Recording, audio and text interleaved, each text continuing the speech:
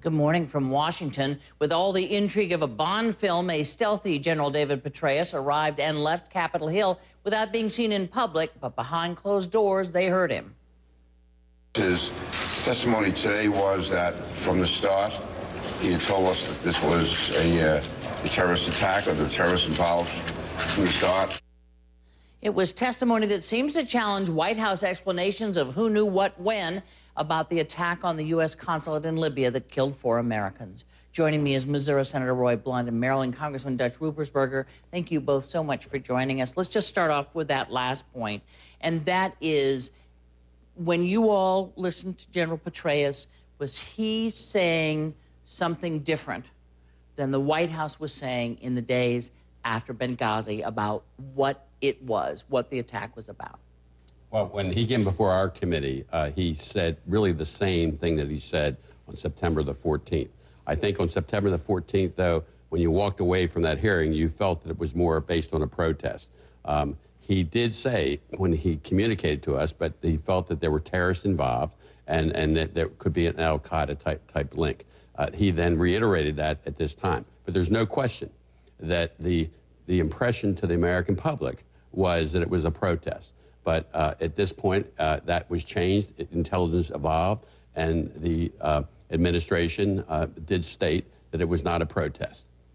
So at this point, we know it was not a protest. We still don't know that it was planned or not, but we know it went on for hours. The point here, for people who may be confused as to why is this all important, is that folks on the Republican side believe that the president and his administration deliberately didn't tell the truth about what went on because they were using the storyline in the election that they'd all but taken care of al-Qaeda, and that this seemed to be al-Qaeda connected. Do you believe that? Well, that seems to be the case to me. I mean, you have this discussion about, well, you've got classified material and unclassified material. I think that really, you've got to have a really good reason why you don't give the American people the information you have, unless you think you're somehow going to really endanger people that are in other parts of the world. I mean, we had the people out of Benghazi that survived that attack on September the 12th. No reason they couldn't have been talked to. This idea for days until somehow we get the surveillance film, we don't really know for sure that there's not a protest. It's clear from the surveillance film there was never a protest. We had people out of there the next day. It's also clear that there had to be some planning. I mean, the first people are killed really early at the mission, but it's 6 or 7 hours later before the other 2 people are killed a mile and a half away.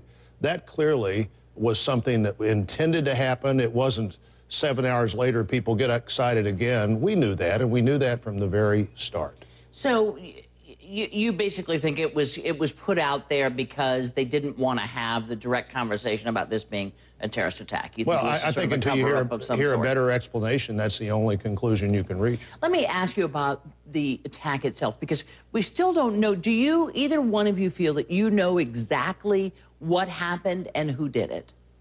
Well, from what I know and the information that we received is that the first attack was more of a chaotic type of attack. There didn't seem. This is the one that killed the ambassador. The ambassador, who died of smoke inhalation. Right. It wasn't gunfire. And that at that point, that it was more chaotic. Fires were set. You had people looting. But then 7 hours later, the attack at the compound was a lot different. That was well organized. You had people who knew how to shoot mortars. There seemed to be command and control. And that was a lot more planning, in my opinion, and they were a lot more effective. And that's when we had our other 2 Americans who were on the perimeter protecting the citizens. Remember, we had people from the first attack who worked for the State Department. They were all taken, and their lives were saved thanks to the security, taken to the second compound. And the people who were killed were in the perimeter while they were being put on planes or helicopters or whatever to get them to safety. Well, Candy, I think Dutch and I saw the same compilation of surveillance video. Even the first attack, while more chaotic and maybe not as well planned, these are people who suddenly get through the gate with weapons in most cases, and they start doing bad things from the very first moment.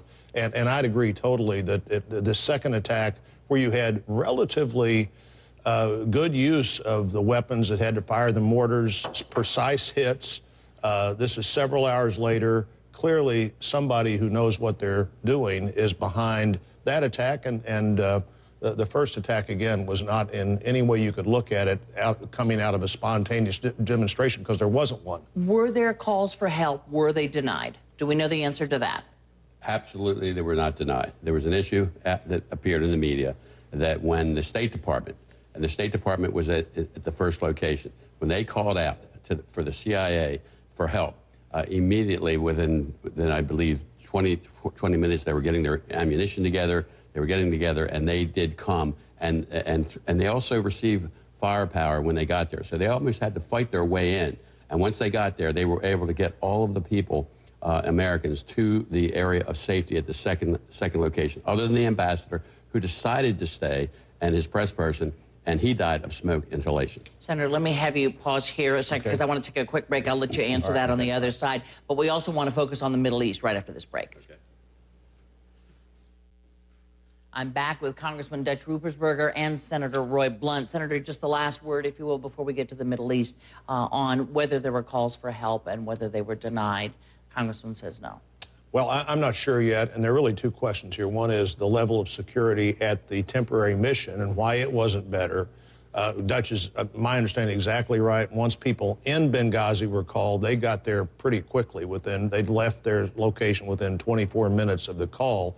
But my other question would be, there was nobody anywhere in the world that we could get there in 6 or 7 hours to save those last 2 lives and potentially other lives that could have been lost in that attack that occurs hours after the ambassador is killed and the mission itself has been abandoned to this second facility. Okay. Let me move you on to the Middle East, because tensions, to put it mildly, are high. You have this confrontation between Israel and Hamas over the Gaza, and you have added on to that the Arab Spring, which gave us new leadership in Egypt. How scary is this at this point? How confident are you that President Mohamed Morsi is going to be a force for good in calming this down? Well, the first thing, I think clearly Israel has the right to defend itself, and they have to do whatever they have to do to protect their citizens. We have to remember in the United States, it's as if Washington, D.C. was being attacked from the state of Maryland. So it's very, very serious in what's happening there. I think as far as the Arab Spring, clearly the dynamic has changed. And I think that the United States now is looking to Morsi to use his influence with Hamas to get them to stop shooting the missiles. Hopefully you could take advantage of this negative situation and start talking about peace. History shows that is unlikely at this point. But Israel has to stand, protect their citizens at all costs. And you cannot continue to have these rockets sent in. But President Morsi has his own problems at home, too, in terms of trying to be tough on Hamas, which, after all, is part of the Muslim Brotherhood in the Palestinian sense. Do you think he can be helpful? Has he been helpful? I don't know that he has. Clearly, we've benefited from almost 40 years now of having peace partners between Israel and Egypt, even though the Egyptian government never told the people of Egypt how important this was that you maintain this peace relationship, and we don't have that right now. I think the Prime Minister of Egypt, not Morsi, but the Prime Minister, went to Gaza. A high-ranking person went to Gaza last week, met with them. They've expressed all kinds of sympathy. Certainly, the Senate passed a resolution last week unanimously that's in line with what the Congressman just said about the right to defend yourselves. But we've got people who have traditionally been our allies in trying to maintain the peace in Turkey, in Tunisia, in Egypt, that now are encouraging the things that clearly will not keep the peace if Hamas is allowed to continue to do what Israel can't, frankly, allow it to continue to do. Let me add in the other element here, and that's Iran. Is Iran arming Hamas? I mean, we know where these weapons are coming in.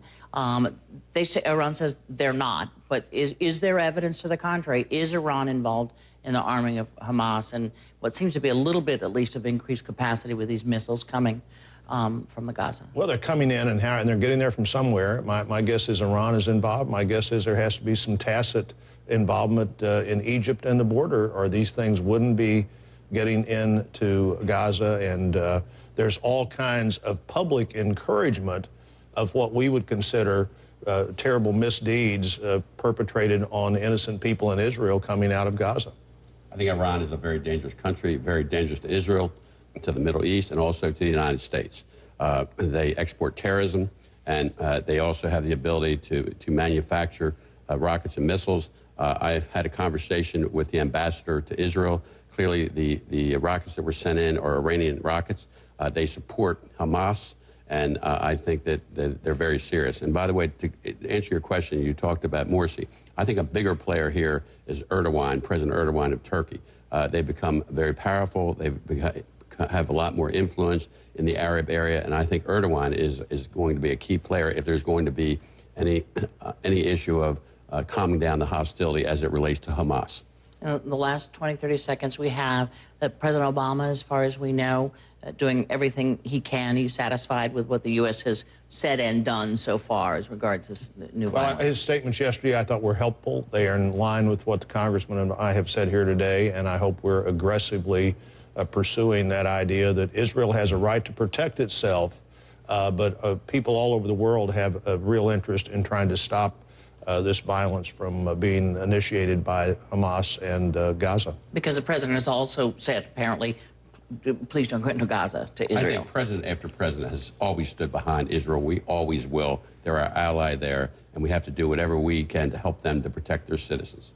Congressman Rupert, Senator Blunt, thank you both so much Sure. for being here today. Okay.